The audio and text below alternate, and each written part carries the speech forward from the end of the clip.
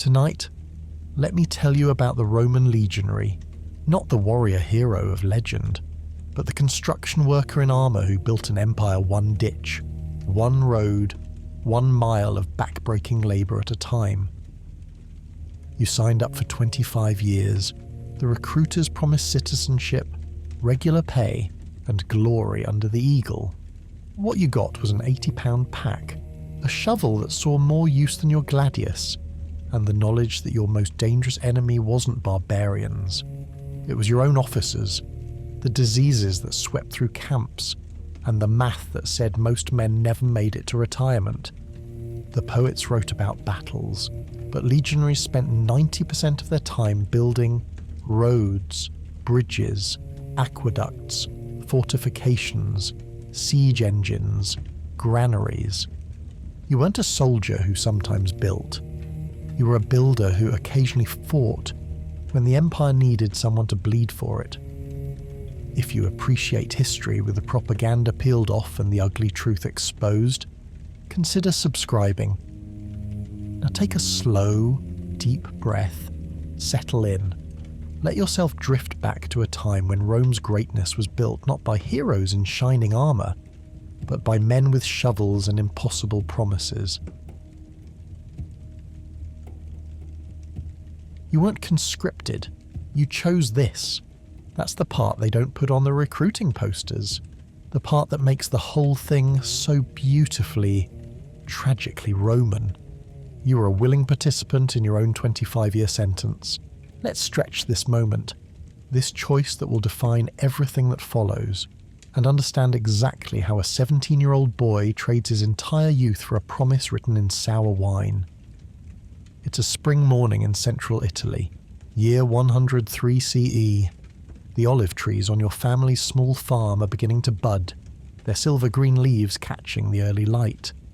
The smell of fresh-turned earth mixes with wood smoke from the house, where your mother is making the morning meal. It's familiar, it's safe, it's also a trap.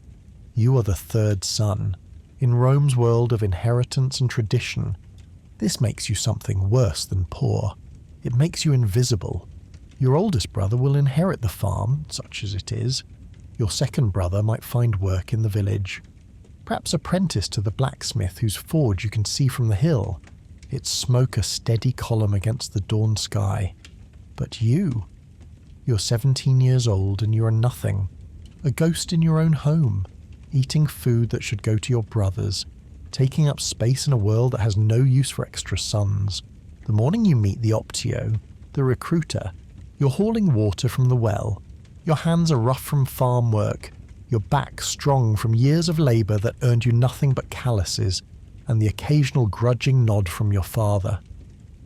The recruiter's armour catches the sunlight like a promise. It's polished to a mirror shine, not a spot of rust or mud anywhere. His red cloak moves like blood in water as he walks through the village square. He doesn't look like he's starving. That's the first thing you notice. In your world of lean seasons and careful rationing, of making do and going without, this man carries himself with the confidence of someone who eats every day. Who knows he'll eat tomorrow? The Optio sets up his table in the shade of the village's ancient oak, and within an hour, every young man in the area who has nothing to lose has found a reason to drift past. His voice is smooth as olive oil when he speaks, painting pictures in the air with practiced gestures. 3 meals a day, he promises.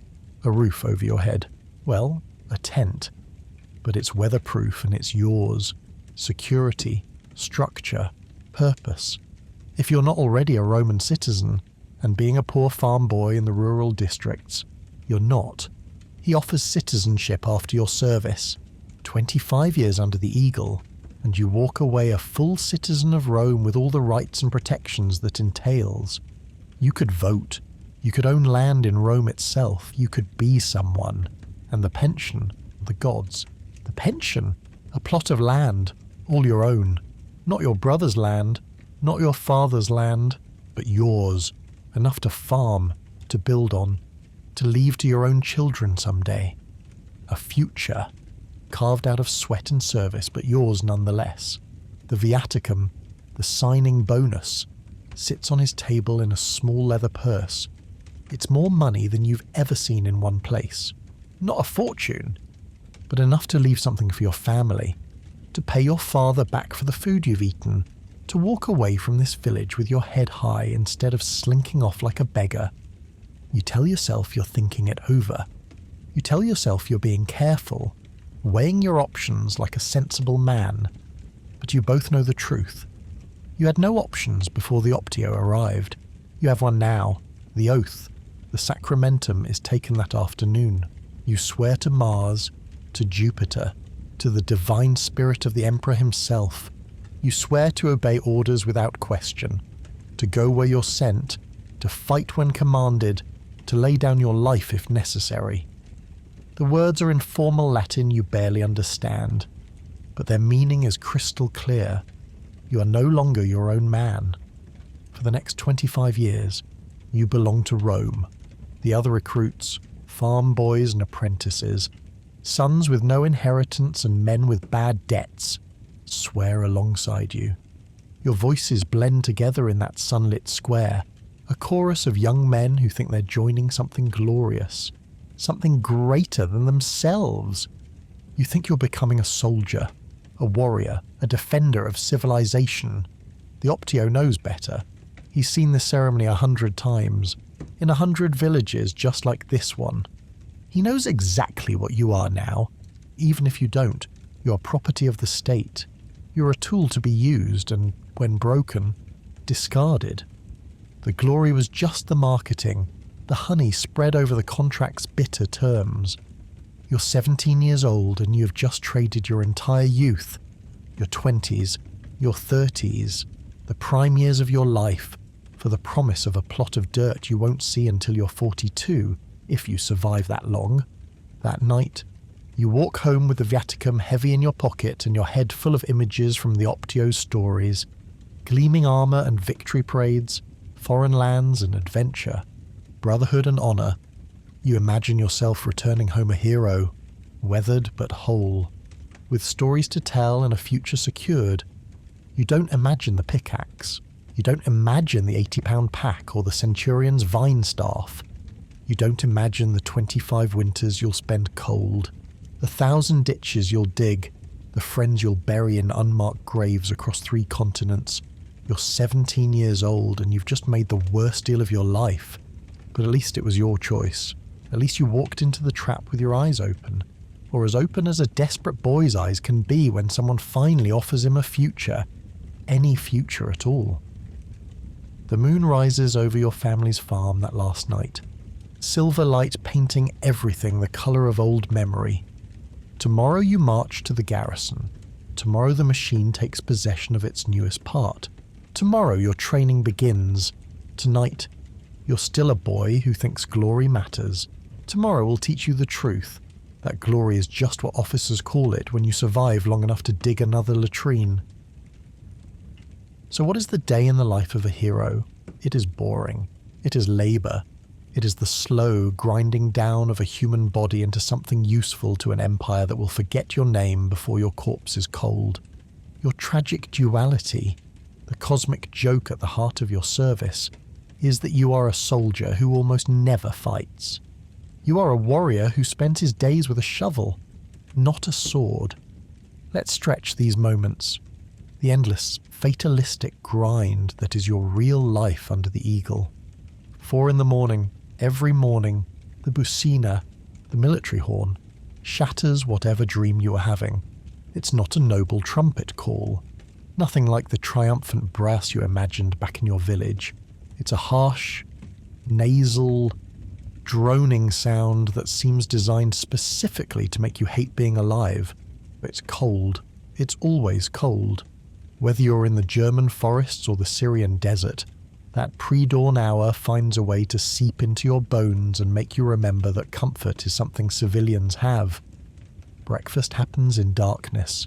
You and your Contubernium, your squad of 8, your tent mates, your family now, gather round a small fire that never quite drives away the chill. The meal is buccellatum, hardtack that's been twice baked until it could stop an arrow. You've seen it done. Marcus, one of your tent mates, Once held a piece up just as a Germanic arrow came through the camp. The arrow stuck in the hardtack. Marcus still carries both. Tells it as a joke now, but his hands shook for an hour afterward. You soak your portion in posca, sour wine mixed with water, just to make it chewable. The taste is vinegar and stale flour with an aftertaste of the leather cup you're drinking from. Gaius makes a face like he does every morning, says something crude about the Emperor's mother that would get him flogged if anyone outside the Contubernium heard it. You all laugh. The same laugh you've laughed at the same joke for 3 years now. It's ritual, not humour. It's the sound of men reminding themselves they're still human. Then comes your real enemy. Not the barbarians beyond the wall, not the desert raiders or mountain tribes. Your real enemy is the Sarcener, your pack. 80 pounds of regulation hell that you'll carry on your back for 20 miles today. Same as yesterday, same as tomorrow. The weight breaks down like this. Your lorica segmentata, the segmented armour that pinches your shoulders and rusts in the rain. Your helmet, which will give you headaches that last for days. Your scutum, the big rectangular shield that catches every wind like a sail. Your gladius, the short sword you've drawn exactly 4 times in 3 years, 3 of those times for maintenance. Your pilum, the throwing spear whose weight distribution seemed brilliant to whoever designed it, and brutal to everyone who has to carry it. And then, the tools, the dolabra, your pickaxe, the pala, your shovel, the stakes for the palisade wall you'll build tonight, your share of the tent, your cooking pot, your grain ration, your personal items, which amount to a comb with half its teeth missing, and a letter from home you've read so many times the ink is fading. They call it the Marian Mule Pack, named after the general who reformed the legions. Marius thought it would make soldiers more self-sufficient. What it actually made was 80,000 men with ruined backs and knees that sound like grinding millstones by age 30. You shoulder the pack as the sun rises, painting the swamp or forest or desert the colour of old blood. The Centurion, we'll get to him later, is already shouting. The sentry forms up. 8 contubernia of 8 men each. 64 bodies pretending to be alert. You take your place in the formation, Gaius on your left, Marcus on your right, the rest of your squad filling in around you. This is your world now. These 7 other men, their breathing, their footsteps, their bitter jokes, their snoring, their fear. The day's work begins, and here's the truth about the Pax Romana. The Roman peace that poets praise and senators brag about. It's built by you, not with your sword, with your shovel. Some days, you dig the fossa, the defensive ditch that will surround tonight's marching camp. The legion moves, and every night, no matter how tired, no matter the weather, you build a fortified camp complete with walls and ditches. It's brilliant strategy. It's also back-breaking labour. The earth is never soft. It's either frozen or rocky or clay that clings to your tools like it's trying to steal them. You dig and dig and dig, while the sun tracks across the sky and sweat turns the dirt on your face into mud. Thud. The pickaxe bites earth. Scrape. The shovel lifts it out. Thud. Scrape. Your world reduces to this rhythm, this endless percussion that drowns out thought. Gaius works beside you, his breathing steady but laboured. Marcus is singing something obscene under his breath, the same 3 verses on repeat. It helps, somehow. The sound of another man suffering through the same task. Other days, you build walls, the great projects of empire, Hadrian's Wall snaking across Britain, the German limes marking civilization from chaos. Stone after stone after stone. Your hands bleed through the calluses, your shoulders scream, but the wall grows, inch by inch. A monument to imperial ambition that will stand for centuries after your name is forgotten. And then there's the flower. This is where you discover that being a legionary means being everything the Empire needs you to be. And right now, it needs you to be a miller. Each contubernium must grind its own grain ration. The sound of the hand quern, becomes the soundtrack to your evenings. For hours, someone squats by the fire, grinding wheat between stones while the others prepare the camp, mend equipment, or simply collapse in exhausted silence. But the grinding time, this is when your Contubernium becomes something more than 8 men sharing a tent. The work is monotonous enough that conversation flows. Not the forced camaraderie of the marching songs, but real talk, quiet talk. Gaius tells you about his village for the 100th time, and you let him because you can hear in his voice that he's not really describing his home. He's trying to remember what it looked like before memory started to fade. Marcus, who never talks about his past, sometimes lets slip small details. A sister, a girl he almost married, a debt that made enlisting seem like salvation instead of surrender. The jokes get darker the longer you serve, about the Centurion, about the Emperor, who's probably never touched a shovel in his life, about the mud, always the mud, the eternal enemy that's everywhere you've ever been stationed. The humour is gallows humour, the kind that civilians wouldn't understand. But it's yours. It belongs to the 8 of you in this tent, grinding grain and comparing blisters and trying to remember why you thought this was a good idea. The Legion owns your body. It tells you when to wake, when to march, when to dig, when to eat, when to sleep. It regulates every moment from the Bucina's call at dawn to the watch rotation at midnight. Your body is a tool of empire, a machine part in the great military apparatus.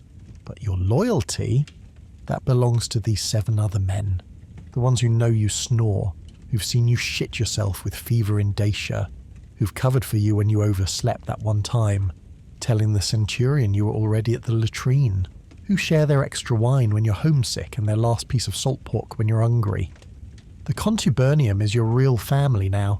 Your brothers sent you off with tears and promises to write. These men will die for you, and you for them. Not because of the oath you swore to the Emperor, but because of something simpler and older and more powerful than any imperial decree. Some days, the glamorous work is digging latrine pits. Yes, the glory of Rome, the eternal city of marble and magnificence, is built on a foundation of perfectly engineered latrines. You dig rectangular pits to exact specifications. You build the wooden seats above them. You mark them clearly so no one falls in during the night watch. You're a sanitation engineer for the world's greatest empire. The senators in Rome make speeches about the invincible legions. They have no idea.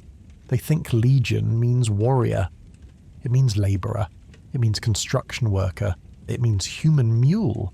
Your real weapon isn't the gladius at your side.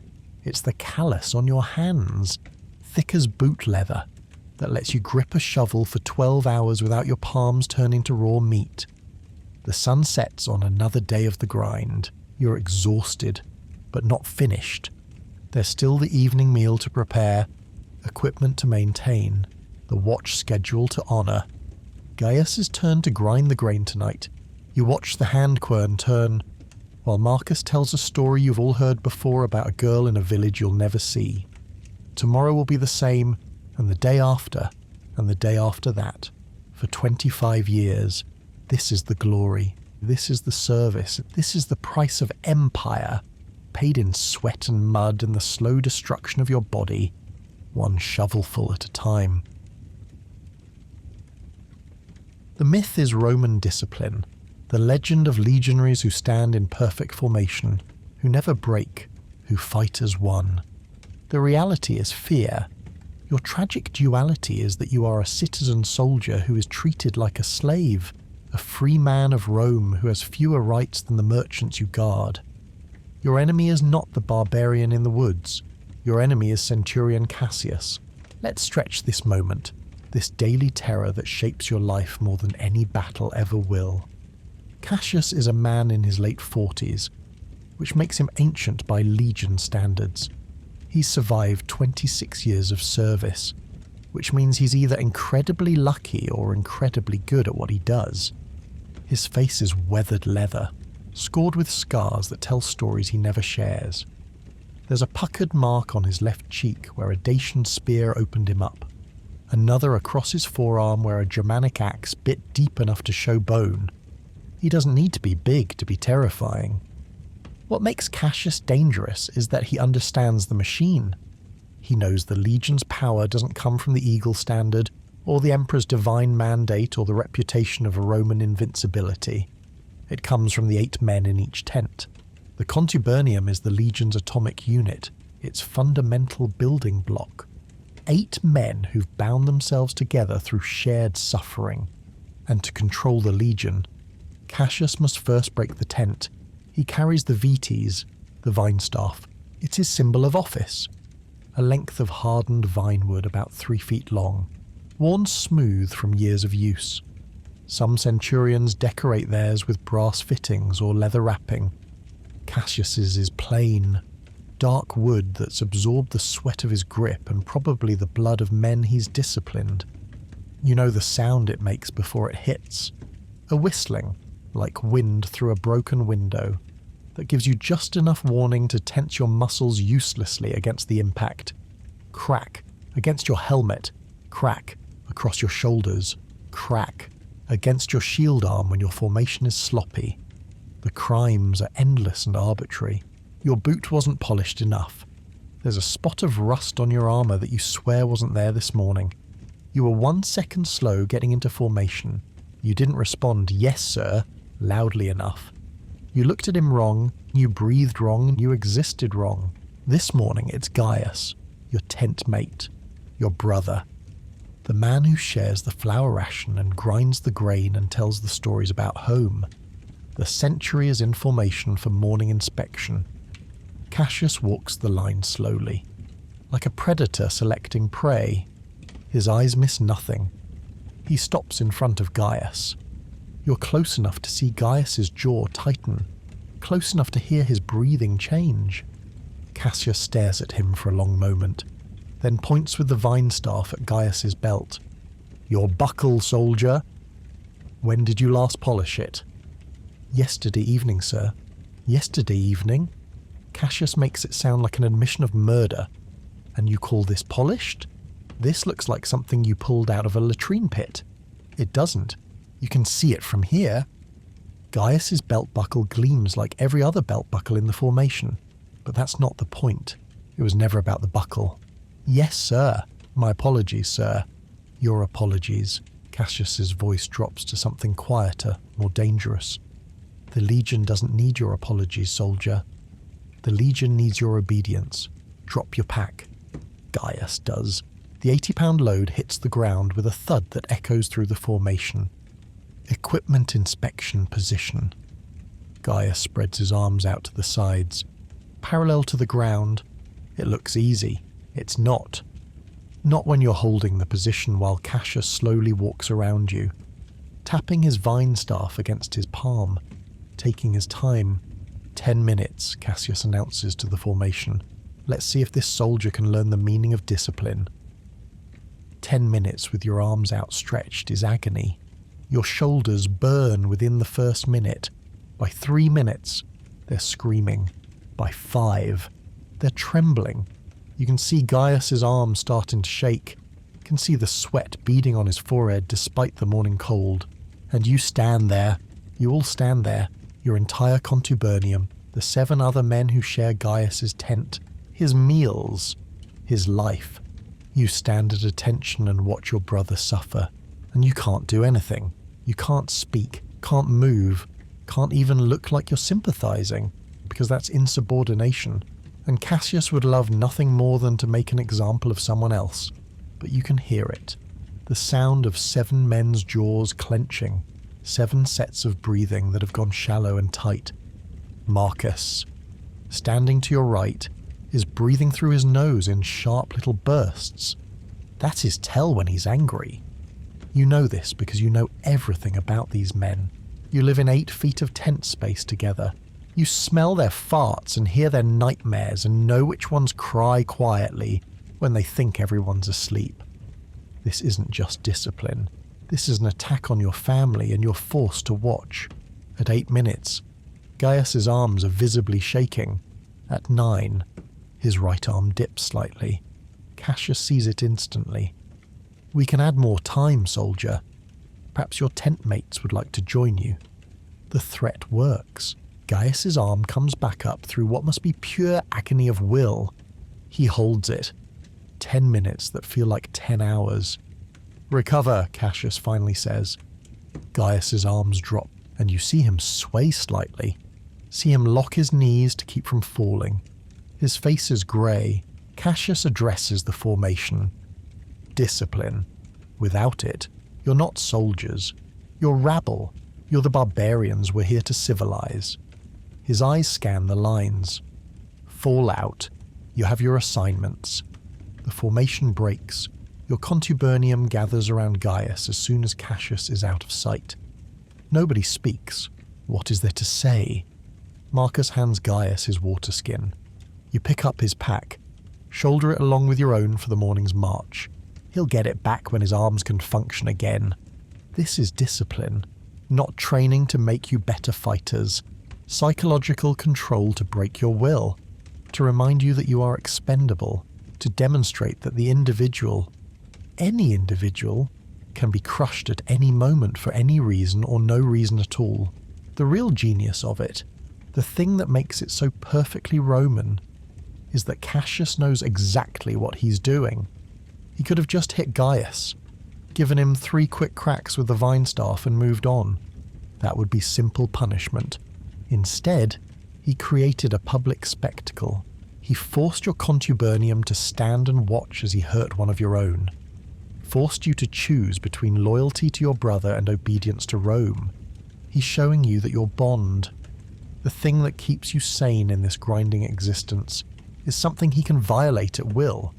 That your tent, your family, exists only at the Legion's pleasure. That even this, the 8 of you against the world, can be weaponized against you.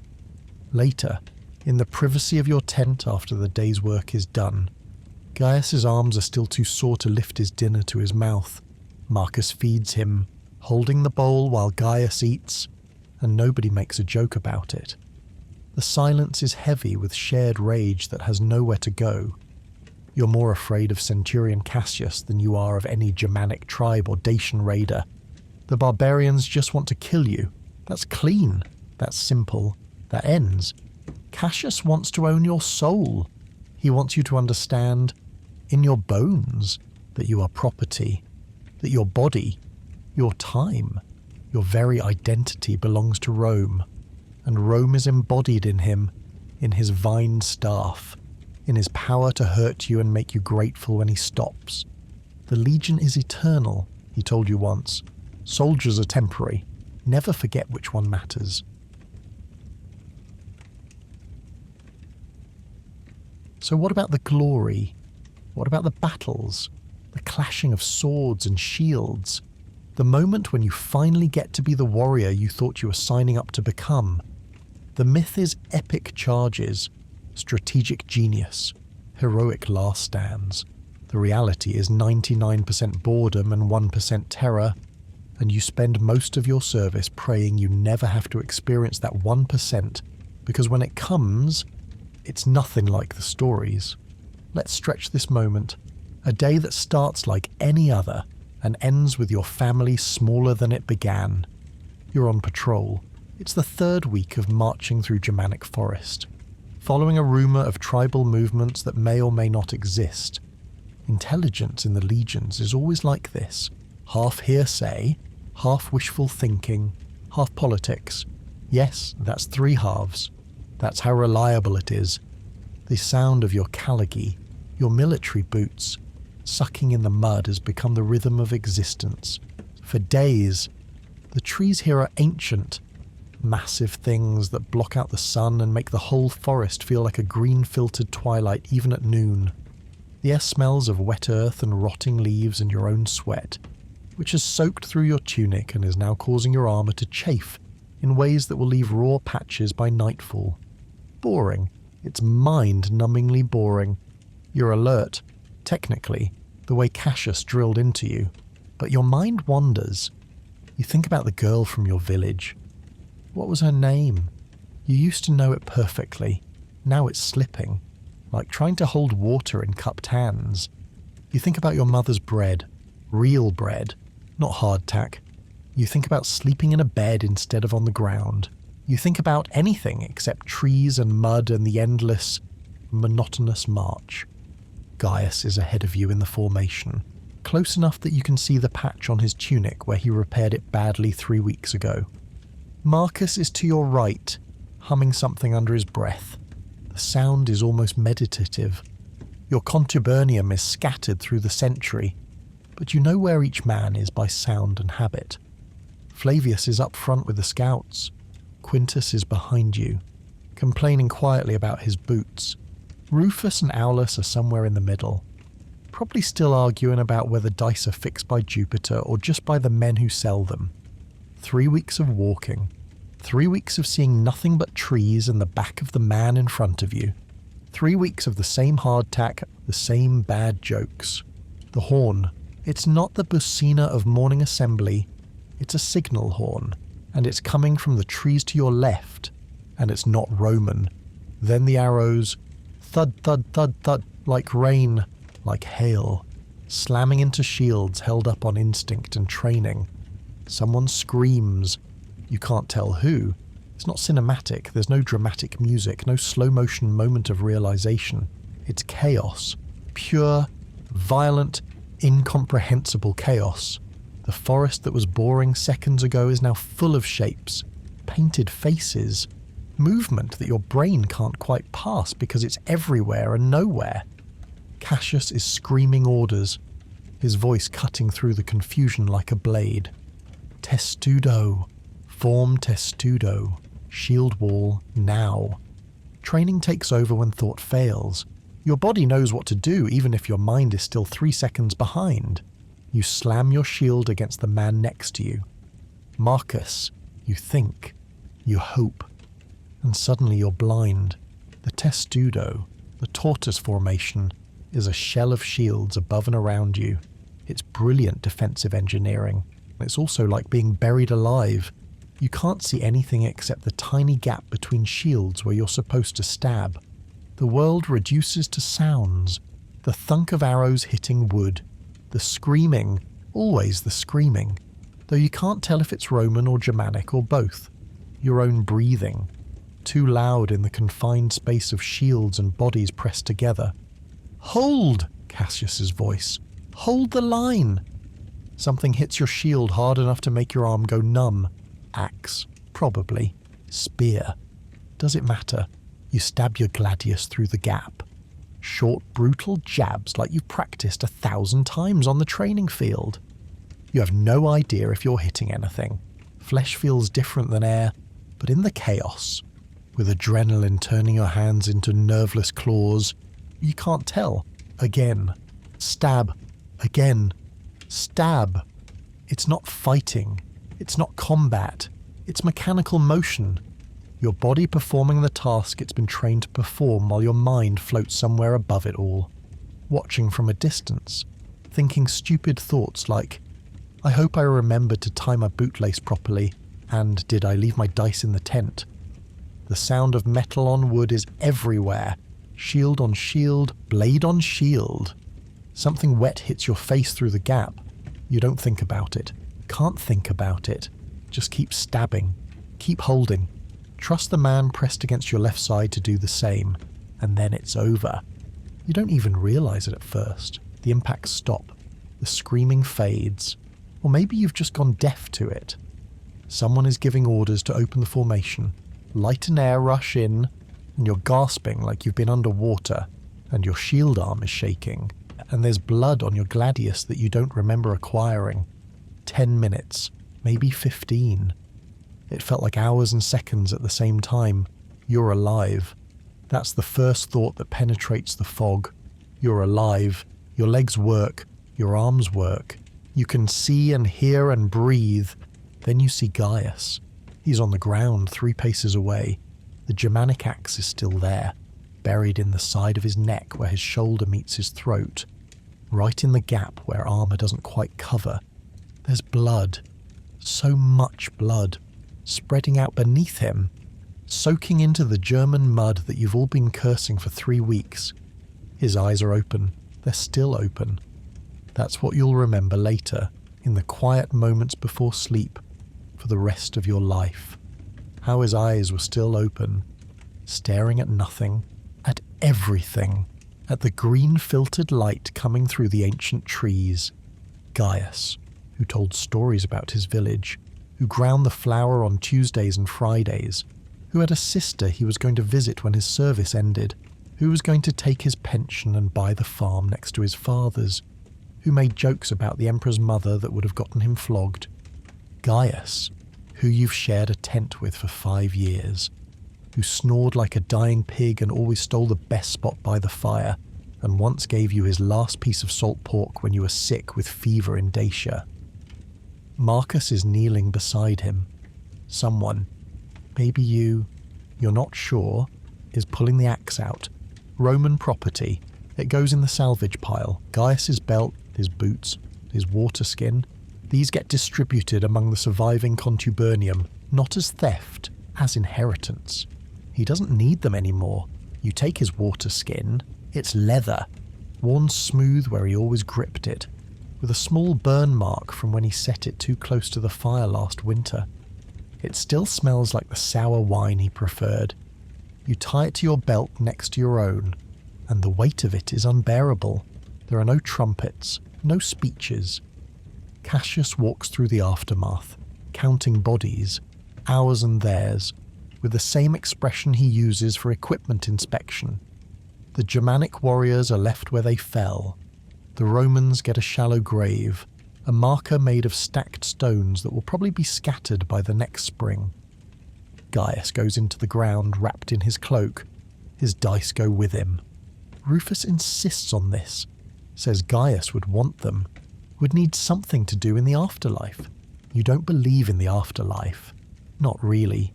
But you don't argue. Maybe Rufus is right.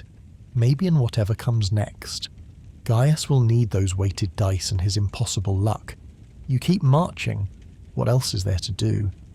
The sentry is now short 1 man. Your Contubernium is now 7 instead of 8. Tonight, when you make camp, there will be 7 men grinding the grain. 7 men sharing the tent.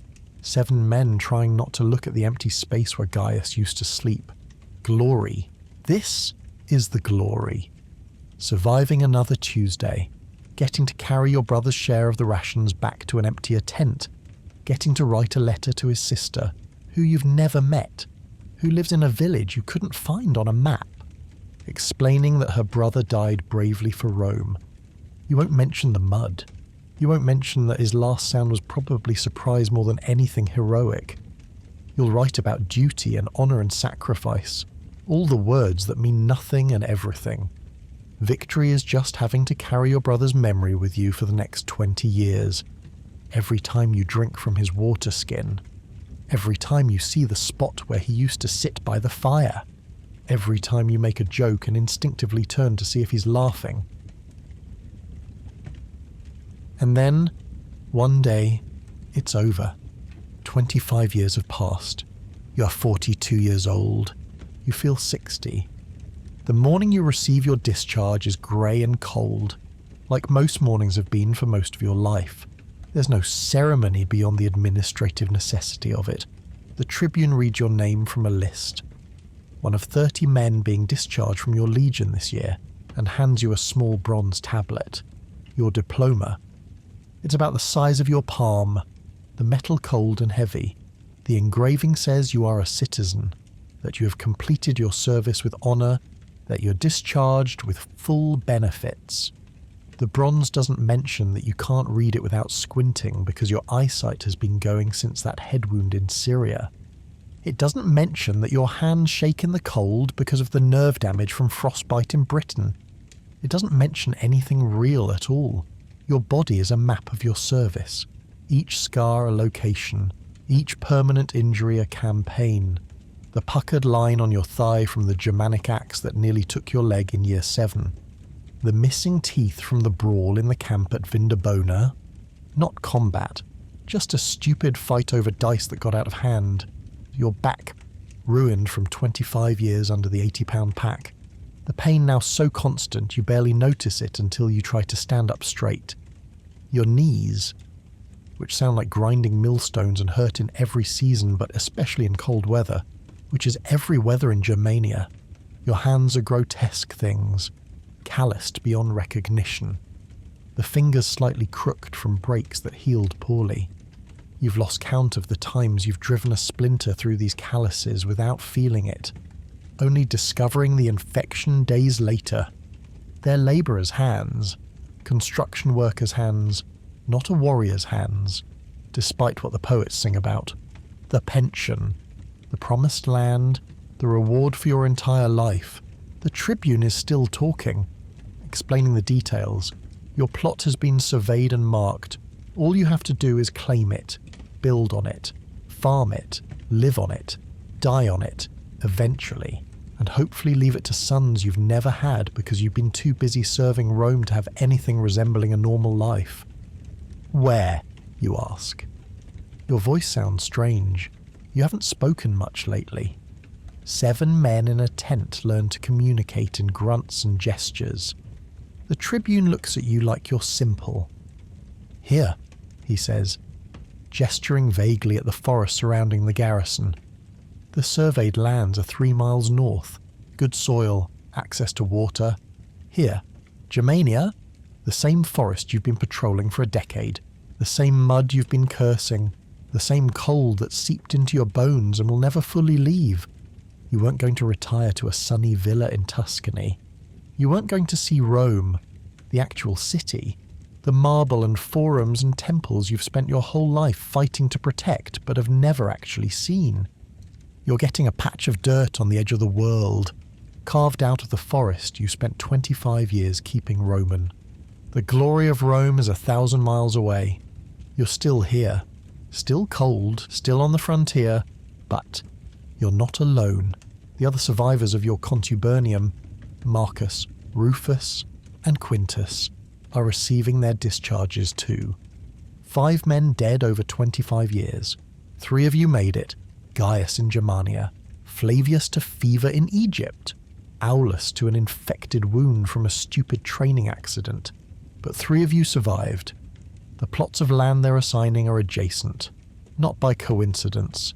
You'd requested it, and for once, the Legion granted something you asked for.